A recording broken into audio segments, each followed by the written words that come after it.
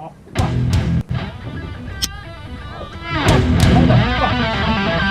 You hear that?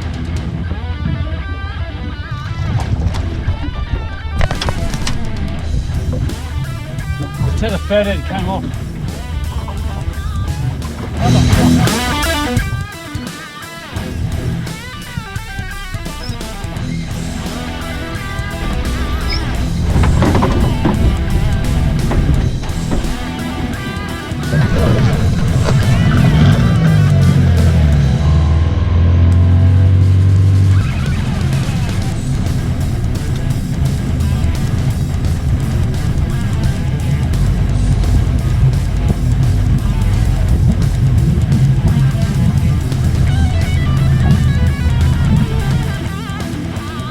Right, I've got a bite. It's not shaking. I'm snagged on someone else's bloody line. What a bummer. Really thought I had a bite. Alright. Viewers, it's been very quiet this morning. I haven't even given it an intro. I'm in the river again, but there's a big pot of dolphins over here. Must be chasing the fish that I want to catch. There you go. Look at that. Beautiful. Meant to be out in the ocean, but I reckon the weather was going to be a bit rough, windy. Probably should have, but I'm here now, so I might as well try and make the best of it and see what I can come up with. Right.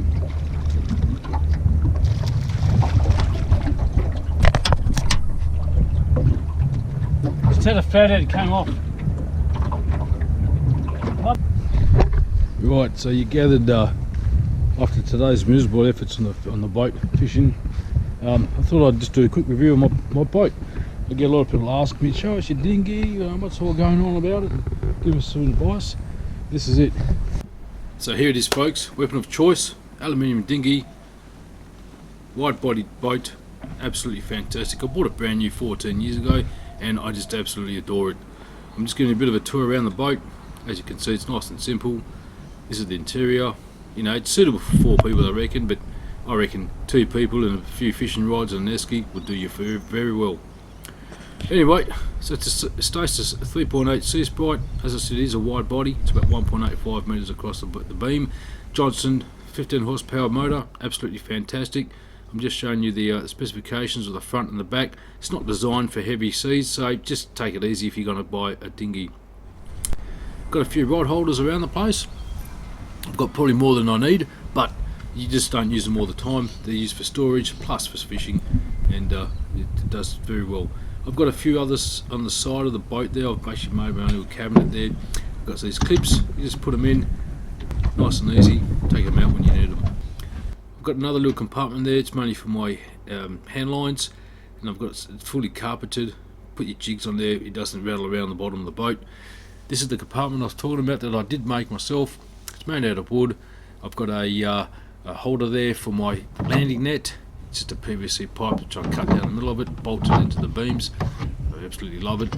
Got a few other knickknacks there that I keep in storage. Might need a gaff one day. Haven't used it yet, but you never know. And just going across the other side of the boat, I've got this dinghy box. Yeah, you put a little storage for bits and pieces that you want to put in your tackle box. You just throw it into that. And I've actually attached a cutting board underneath it, a few screws, nice and easy. I've got my knife sachet there bolted in, plus my pliers, nice and easy, nowhere to go. This is the anchor well. I've got my marine radio bolted underneath the main pit of the anchor well. You can see I've made these panels. It's sort of like a cabinet, and I can attach things to it. As you can see, I've got my fire extinguisher attached to that panel. Nice and easy, clips off. And just behind that panel, I've got the battery. That power sources my marine radio, plus navigational lights if I want to put them in. And I've made a little shelving unit just behind that, so it doesn't rattle around the place. The other side of the anchor well, I've got another shelf behind that other panel. I've also got the EPIRB, beep beep, it's working fine, it's great. So this is what I'm using for that other shelving unit. It's my flare bag. You need to keep it nice and dry. Make sure your flares are in date. You will get picked up by the water marine police and whatnot if they aren't. But look, the most important thing is that you do have them. Keep them in a nice, dry, safe spot like I've got there, and easy to use easy to grab if I need to use them. I've got a toolbox, very important. Got a few knickknacks in there: screwdriver, Phillips screwdriver, spanner, wrench, spare spark plugs for the engine. You just never know that you might need some little repair jobs when you're out in the water. Got a raincoat as well, which I'll put into the anchor wheel. Got a first aid kit. You just never know, you might need one. For the anchor, I've got the rope and the chain attached to this old electrical coil that I found somewhere in some construction site. Wind it up there, nice and easy. Fits nice and snug in the anchor wheel, and it's just absolutely great. Put everything all back there, nice and tidy. Minimises any movement around as you're moving around the boat in the water. I've also got these stainless steel snap clips that goes along these cleats attached to the rope. Ideal if you want to use the rope on the left or right hand side of the boat, nice and easy. I've got a cargo barrier cage underneath the main seat at the front there for extra life jackets and whatnot. Now for the floors, I made those myself. The boat did not come with that. They're not screwed in, they just suspended on the beams. And I've also carpeted these seats, something I did not long ago. So with the front floor, it comes off nice and easy. As I said, it's not screwed, just in case something falls underneath it, you need to grab it, like metal. You don't want that to corrode, so you need to get to it as soon as possible. And on the other main floorboard, that's nice and light to remove. And I can see that underneath there I've made some cross beams with some aluminium that I bought from the local hardware store. It's not welded, it actually screwed into those cross beams with a bit of rubber spacings in between the aluminium and the main body of the boat, so it minimises any corrosion. And it served me very well. It's very strong, even though that wood is quite light. It's only a 12mm thick marine ply. I've primed it up so it's waterproof, added the marine carpet, and it just absolutely works a treat. I love using it, especially barefoot. You won't slip, it's very comfortable, and at the same time make sure you get a dark colour, because you can see I've got a bit of squid guts on there. It's stained. It's just a good sign that my boat's been used well. I also did the same towards the back.